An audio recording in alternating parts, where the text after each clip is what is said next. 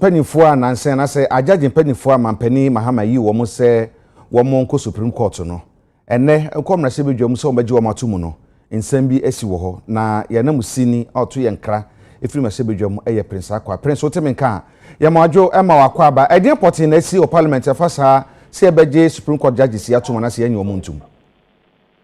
Yama Ghana for in Aquaba, United Television. So now, many and some of the Aquaba in the Ghana for net for Bekaya, Nansemo Kakra and a Koban, John Dramani Mahama, Opani, a pa, and Nipan song, some good people Supreme Court. Number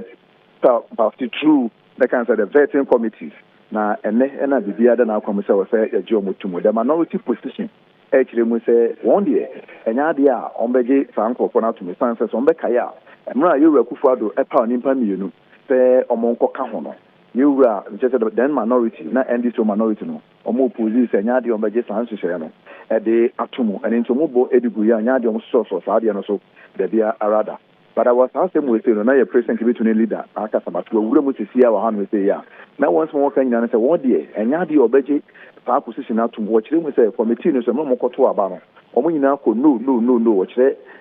minority for omoye MPP na fe MPP for leader SCSUP me kire you Alexander Fenyamarkin SCSUP say one day party from MPP say hwan you won nyina waje to mu say 7 judges na ko Supreme Court no omo modern bo so ani omo ye adwuma na che omo nyina omo nimite omo nyimade omo nyinde na emu no de omo kan say de ebi wo ho no mededa na na sefo ne bi mu so kwa tena fie ho no so ache ne na sefo no e wasan ke de safo no mu nyina tena ho no na ache no emu ne ko pii mu Supreme Court na nyese bi obu ho no oba ya kwa be 2 years ni de na yeko isan say na no argument e ko so kire say omo na nka ye jo matum o yeru akufu adobre so man jo matum no bebre ne ba fi ho no ko anum che omo ko Supreme Court no omo nse bo appeals court ho no no enche ye ntisi jo mutum sa na enye eyi tede bi kan no na me hwe say empanifo beji tum sa mo ne be di nko ba na fe ma me hwe say bre no ewo mu a na ka me mbom pia ewura na me ni nkomo wako mienu bi enhwe ade efere ene ma bisimi atiaye fine na ene ma ayoki obi a kire mu say that ewura ko fon ko ma just why busy kakra otumu san pass why busy so ampa ne na se fonti be ma say nsen kan bia ne ho no me dia na nyi me so far no ba enete e wa han me say na ke president ko mo bi aha ni tio okay prince ba me misa say empadifo yi wo mu yi dom kuma ne kan bi ne evete wo mu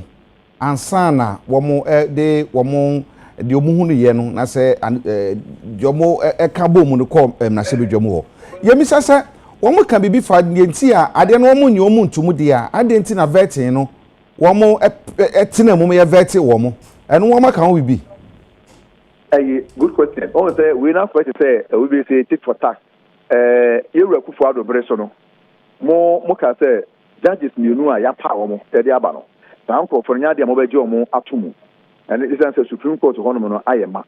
Nti afi de say nimpa mienu kra mo je mo tuma enye yi a e ba na say na nimpa nson. Motumi omo sutumi so say e beje mo atomu. Nti omo de omo nyina so nyina na say omo anka omo kasa mu say bi ana judges for na say bi omo abon ana say bi omo qualify so betumi akogina ho no medie na mo kasa omo kan nyina na say enya de a omo betumi age san hyehyɛ no e de atomu itan say nsu to na no sa na wia so ebo ene bre say de esi epe ewo ene unya omo a na obisa say mo say mo mpene so de a ade na mo converting no muni mudada nti na ebisa say ade nti na mo converting sa question unya omo ebisa omo na akire no bibie ni a omo ya te wonkan why so me da se all right yes na musini Prince Akwa ane ete ne kafin ma shebe jom na che se vet ne de dom kuma ne tinamu ama ye vet sa mpanifo yi nson yi eye ajagefo nso ye dom ko Supreme Court yi na mo se beje o matum o ma shebe jom ho de o mo se nya de o mbepene so enti ye betwe na de enti o mo vet ye no mo nyi ntum no enchichirim bi obun a o mo de ya banti ye de besi ansa kuya yanko Minister of Employment and Labour Relations, Honorable Rashid Pelpo, Nene wapa dwumako bi ho entoma na committee en wapa wo mo ho ntoma National Planning Committee edema Ghana Labour Exchange Program won Kramante mu ha na dwumako yi a wapa wo mo committee apa mo ho ntoma yi dwuma wo mo bedi ene se wo mo be traini mabunu na afi wo ma hwe ama wo mu etukwan akwama no ne akwakoye adwuma na afi nso no ye ka ye utukwan ya ye right ne ye right yi wo mo so ahwe ama afi wo mo right no wɔn atena se ahwɛ amana kompɔn de ama wɔn enti enei dwumakuo yi a wɔn pa wɔn ho ntuma saa dwumadie ɛna wɔn mambo abedi na Office of the President and afei Ministry of Employment and Labour Relations wɔn ɛna aka bom ɛde saa dwumadie aba. I have made a pronouncement and I'll reiterate it. No company can send people out of this country without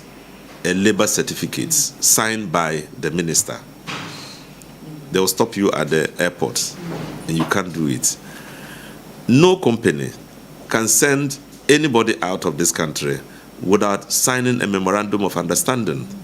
following the laws of Ghana, following the labor regulations, ensuring that they are going to be served, they are going to serve in a fair manner,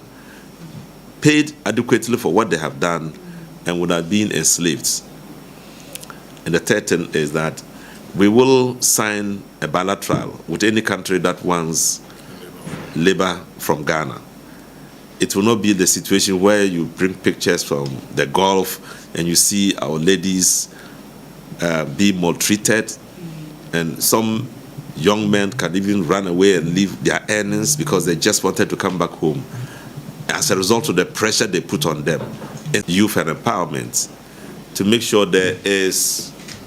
a joint effort. Some countries are making billions of dollars out of this, and we also believe, say, Ghana for be was skilled be brave, binum war, binum be nurses, binum be doctors, binum be teachers, binum be carpenter for, binum be mason for, binum be steel benders. The demand is so huge, say we will not be able to fulfill it. Japan, even Japan in the far Asia country, Japan, is asking for people to come and work in their farm, in their factories and all those things. So the demand is so huge, say. We have to plug in. We have to make sure the right thing is done for Ghanaians to get a job. Why must we have nurses sitting at home when there is demand? Maintaining nurses for a tifie a benya ejumanye wobra akrobi so hia sa nurses say bebe babe ejuma. Maintaining teacher for be tifie a benya ejumanye wobra binum be hia se teacher for be babe kyereba de. Ndi saade we ni ye hwese ye na Ghana so a open the doors. To say Philippines say, to say Egypt say, to say Tunisia, all these countries, India, Argentina, this is the time for us to do it. Ebra Andy Samayoku no ewo position no wo mo bonto no mo hyebo se so mo ba mo hihye be baba se na be ya Ghana mabu no betu nyansa no dwuma na abo mo daachi na mo tu ni din se National Apprenticeship Program na ma ne boy saka e kire se bosumi e be wura mu yi no e no mbeda na di o mo hwe kwan so fa di kan no e mabu no be ye impimudu 10,000 e na on be fa mo na o ma kire kire mo nsa no dwuma te sa carpenter fo na bigra fo bika bigra na mason ene wo mo e pam niema wo bu tire ni niema hodo nyina no o betumi atete wo se na be yo manyansa no dwuma na se wo mutu kwan kwa ma no nimpo a o matumi akoye dwuma ho se offer in Myanmar is started class 1 and this is size and data se called 10 era class 1 only 3 in the university and tertiary so 7 have fallen along the line. Oye secondary school, Oye teacher training, and our tertiary, and our nursing training, and our university. So that's 7 no, if I'm here. So somebody must pay attention to them. And it's such a big group, and that is why His Excellency President Mahama decided to come up with the National Apprenticeship Program. And that is why we are rolling out the National Apprenticeship Program. This is a program for you, and I want to assure you here that there will be minimal political interference. I have told the CEO, I have told the program's coordinator, for this program to thrive,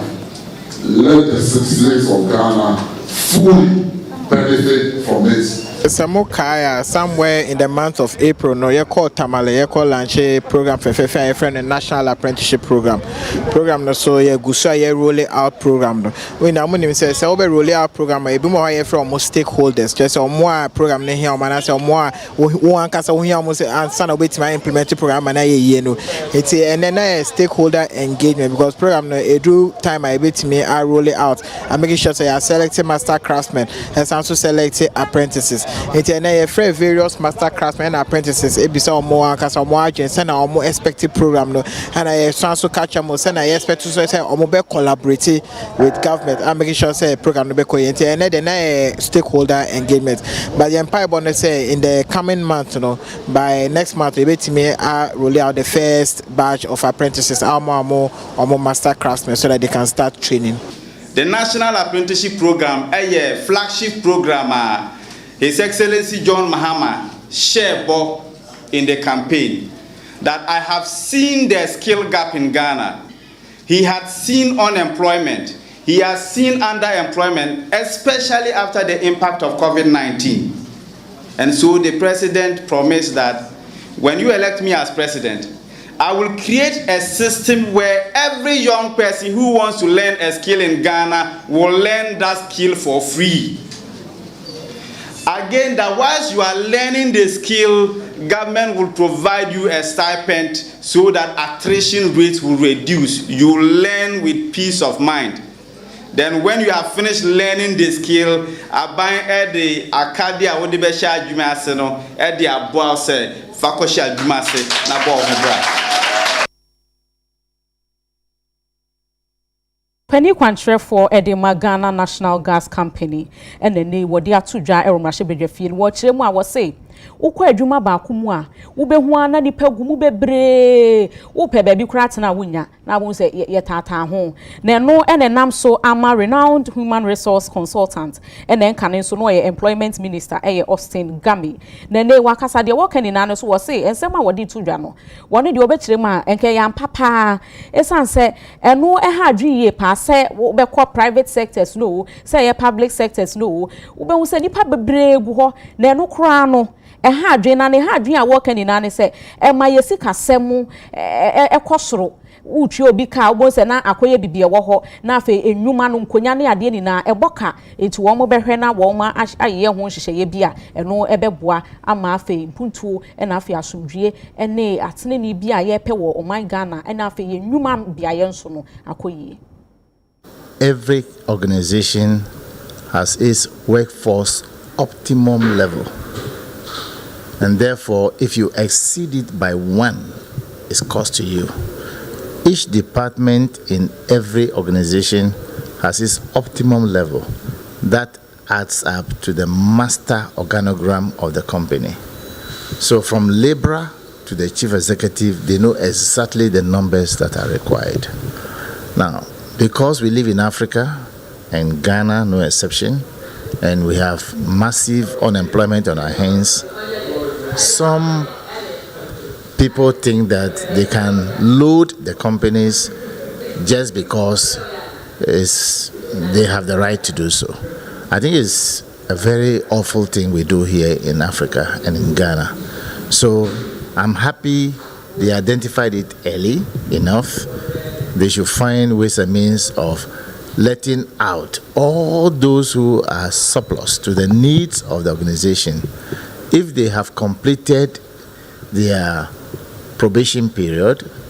and they should let them go because they don't need them. If they are overpopulated and they are well into over 1 year in the business, this is the time to do a severance of the legal working relationship with them and pay them their redundancy pay,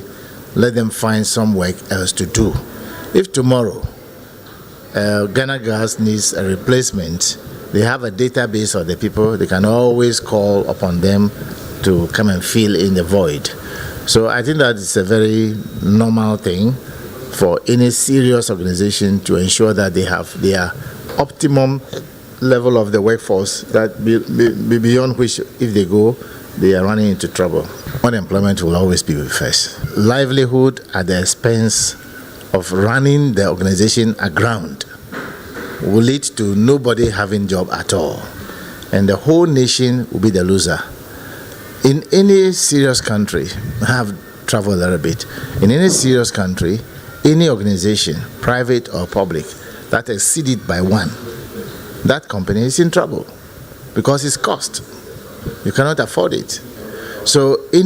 whether it is government organization or private organization, that generalism of let's employ the people onto just anything is the most unthinkable to do. So I think that if they have exceeded the number by some mistake on the part of whoever did it, it doesn't matter. They've done it already. Let's sever the legal working relationship with them. It's not just a question of layoff. There's a difference between laying people off through a certain method or when you are severing legal working relationship, and that's what is provided for in the law. And then you pay them their redundancy pay. But those who are on probation, they should review it. Those who qualify and can be absorbed, you should absorb them. Those who are not capable of working in the organization, they should see them off.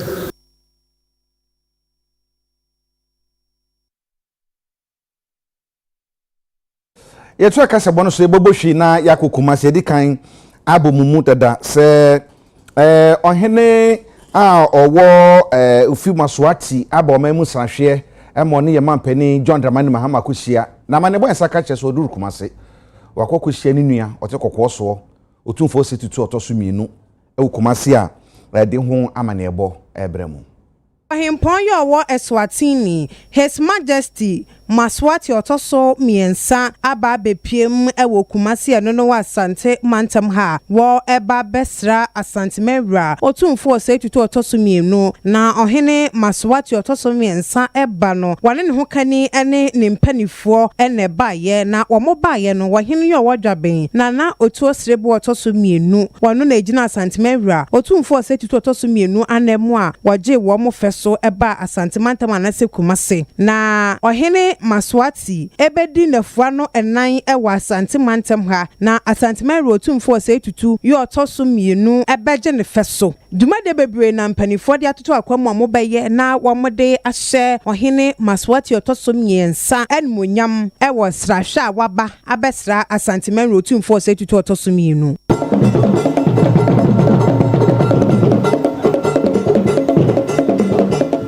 yemana akwa ba yi na omusa so uni musa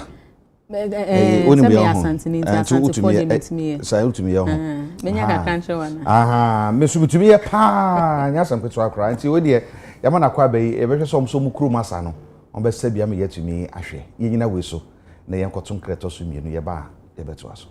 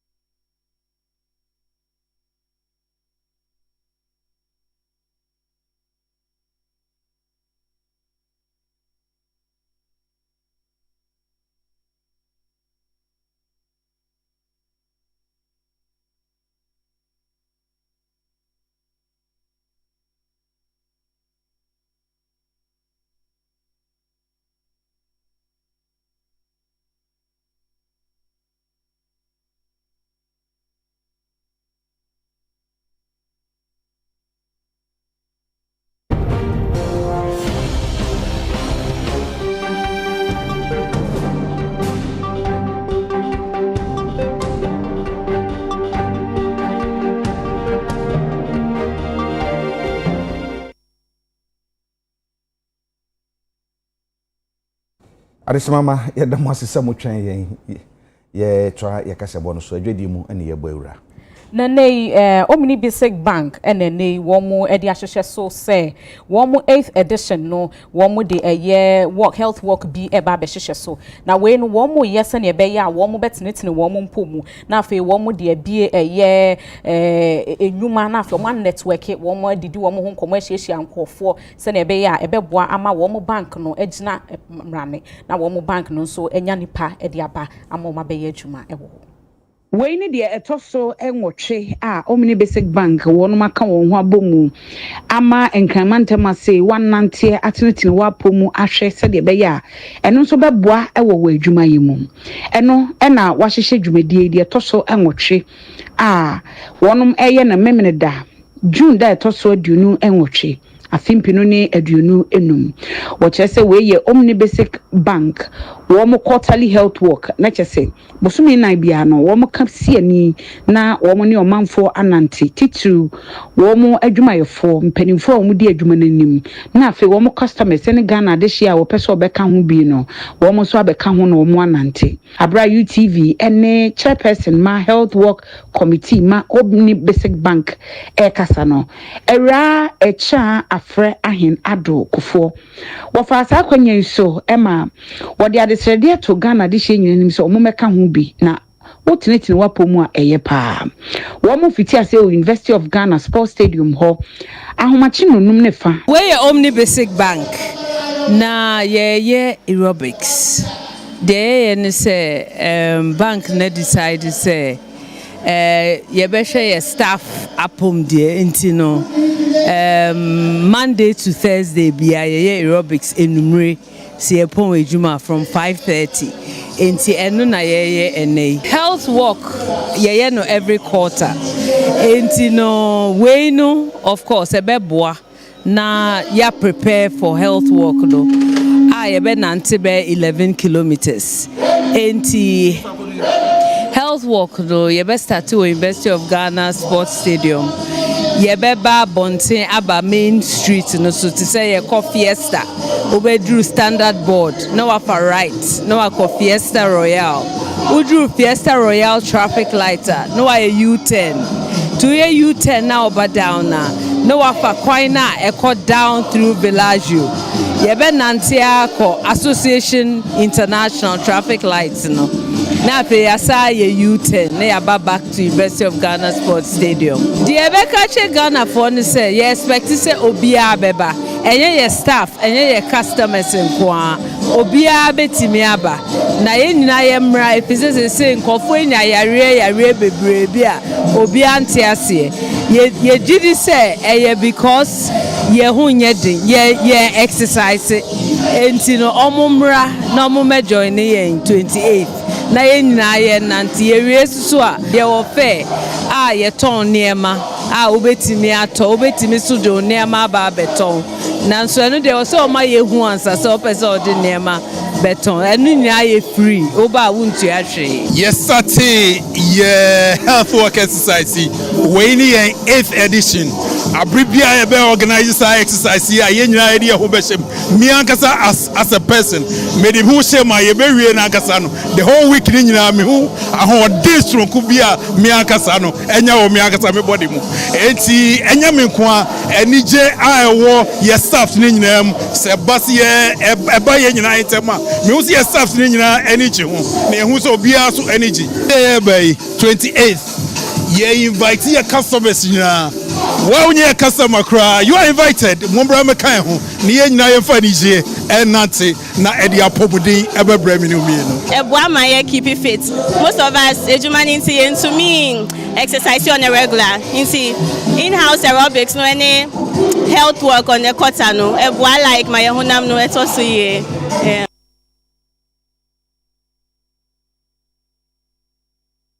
no so na ye ne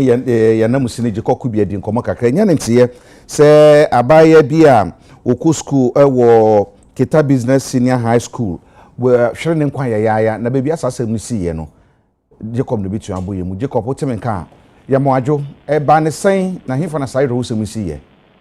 yo Jacob Ramije, so senior Udi Kaka and the South Penet, a Abraiwa, a dear Yen Sa Cassia, a Gloria, or Co School, a Kita Business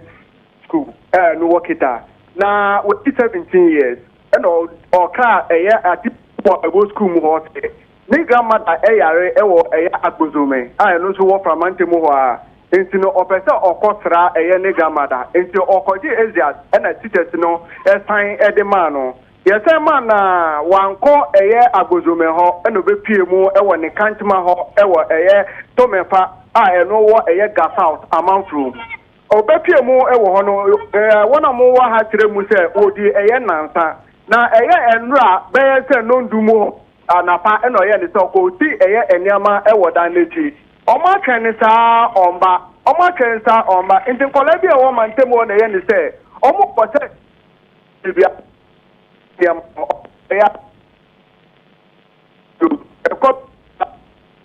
Tempa every Ghana Fire Service for Momu PMO or PMO no almost it was super in the Mupra police before a worker for a Momoso Beboy. We know the you Gloria at the call a buy more cobia. Na abrantia ebroya yi ebebesra no no abra asemnity no no onifi na so menu okase apolice for igreja work from emeka so aka kuma omonsa aka abrantia na owo police for kuma obekwa for ni insenu twitwemu na ho no sanso na abayo etomu no enu ni so amanfo no potem won sa e de esi omniema ana se danya Ayabula obi A2 no be edibesi net odi so be kumudi esi da into one more man temu was nsuo to a na omo akwa se sense omo enwie na nsuo no cha se etoto nti etoto yi oho a no mo nyina omo sa nsuo de horo omo niama ne ho keka ho. Wow. Jacob beda sipi ene wamanebo edas papa Jacob kubi ne yete ne nka no.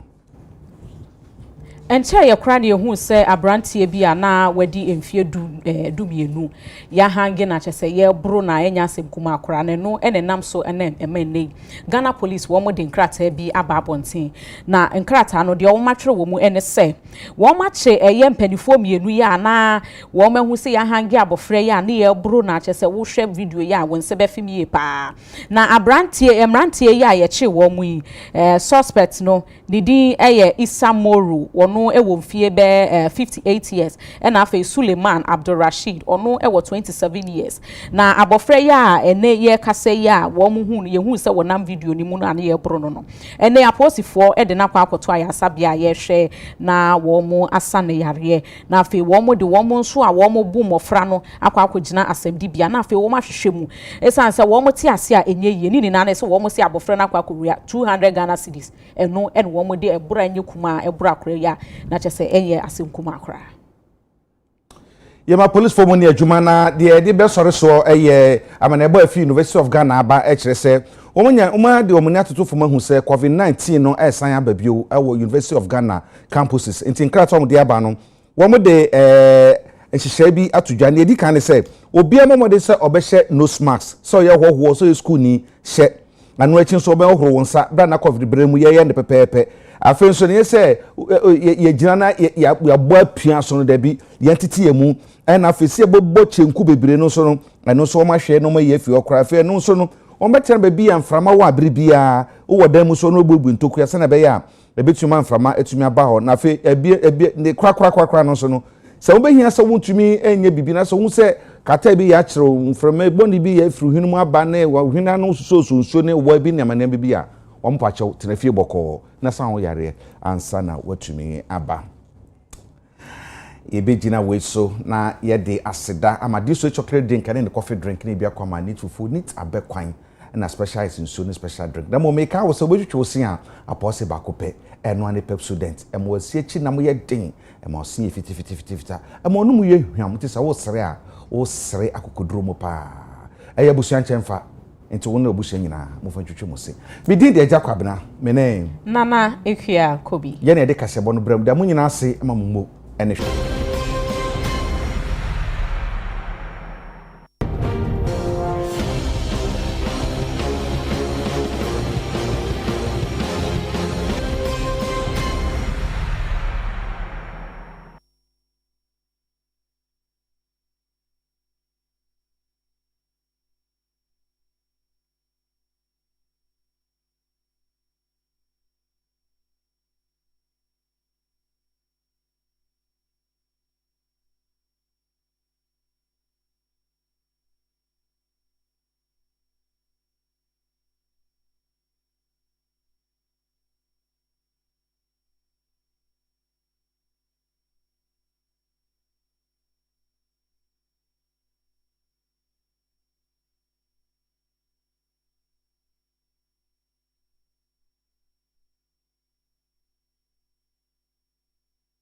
or dial *959# on any handset or network and choose option 1 on the menu for Direct 1.